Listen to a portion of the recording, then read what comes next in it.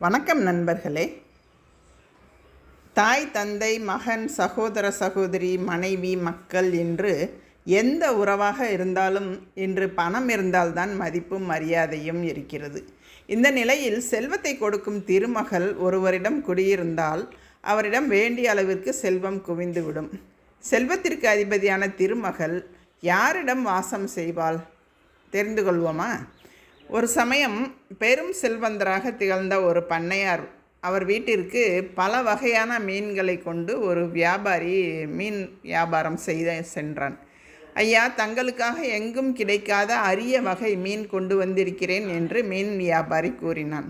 அதை கேட்ட பண்ணையாரும் மகிழ்ச்சி அடைந்து மீன் வியாபாரிக்கு ஒரு பொற்காசு கொடுத்தார். அதை சந்தோஷமாக வாங்கிய மீன் வியாபாரி பண்ணையாருக்கு நன்றி கூறி விடை பெற்றான். அதை கண்ட பண்ணையாரின் மனைவி பெரும் கோபத்துடன், சாதாரண மீனுக்கு ஒரு தங்க காசையா கொடுப்பீர்கள்? அவனுக்கு கொடுத்த தங்க காசை திருப்பி வாங்குங்கள் என்று கூறினார். அதற்கு பண்ணையார் பதில் சொன்னார், முடிந்து போன வியாபாரத்தை மீண்டும் மாற்றுவது நமக்கு அழகல்ல என்று கூறி மறுப்பு தெரிவித்தார். அதை கேட்ட அவரது மனைவி பிறருக்கு உதவும் மனப்பான்மையின்றி கெடுதல் எண்ணத்துடன், சரி, அவனிடம் அந்த மீன் ஆண் மீனா பெண் மீனா அப்படின்னு கேளுங்க என்று சொன்னான். மீன் வியாபாரி ஆண் என்று சொன்னால் பெண் மீன் வேண்டும் என்றும், பெண் என்று சொன்னால் ஆண் மீன் வேண்டும் என்றும் கேட்பதற்கு பண்ணையாரின் மனைவி திட்டமிட்டாள். கணவன் கொடுத்த தங்க காசுகளை எப்படியாவது மீன் வியாபாரியிடமிருந்து திருப்பி பெற வேண்டும் என்பதே அவளின் எண்ணமாக இருந்தது.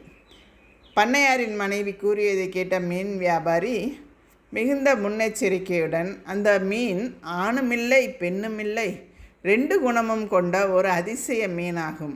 அதனால்தான் அந்த மீனை வேறு யாருக்கும் கொடுக்காமல் உங்களுக்காகவே கொண்டு வந்தேன் என்று பண்ணையாரிடம் கூறினான். அதை கேட்டு மிகவும் மகிழ்ந்த பண்ணையார் மேலும் ஒரு தங்க காசை மீன் வியாபாரிக்கு கொடுப்பதற்காக பையிலிருந்து எடுத்தார். அப்போது அந்த தங்க காசு கையிலிருந்து கீழே நழுவி உருண்டு ஓடியது. அதை மீன் வியாபாரி எடுப்பதற்காக வேகமாக ஓடினான். மீன் வியாபாரி ஓடுவதை பார்த்து கடும் கோபமடைந்த பண்ணையாரின் மனைவி, ரொம்ப பேராசைக்காரன், கீழே விழுந்த தங்க காசை எடுக்கிறதுக்கு என்னமா ஓடுறான் பாருங்க அப்படின்னு சொன்னான். அதற்கு மீன் வியாபாரியோ, பேராசை இல்லையம்மா, மகாலட்சுமியின் அம்சமான தங்க காசை மதிக்க வேண்டும். அது மட்டுமல்ல, பண்ணையார் வேண்டுமென்றே தங்க காசை கீழே போடவில்லையே, அதனால் தங்க காசுக்கு மதிப்பு கொடுக்க வேண்டியது எனது கடமையாகும் என்று கூறினான். மீன் வியாபாரியின் பேச்சை கேட்டு மிகவும் மகிழ்ச்சி அடைந்த பண்ணையார் மேலும் ஒரு தங்க காசை எடுத்து கொடுத்தார். அதை பார்த்த பண்ணையாரின் மனைவி தனது வாயை இறுக்க மூடிக்கொண்டாள்.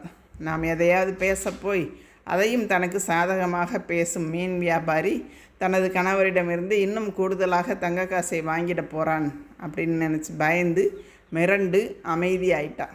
இதிலிருந்து நாம் தெரிந்து கொள்வது என்னவென்றால், யார் ஒருவரிடம் கலைகளுக்கு அதிபதியான சரஸ்வதியின் அருள் இருக்கிறதோ, அதாவது பேச்சு திறமை இருக்கிறதோ, அவரை தேடி செல்வத்திற்கு அதிபதியான திருமகள் வருவாள் என்பது உண்மையாகும். இது உண்மைதானே நண்பர்களே?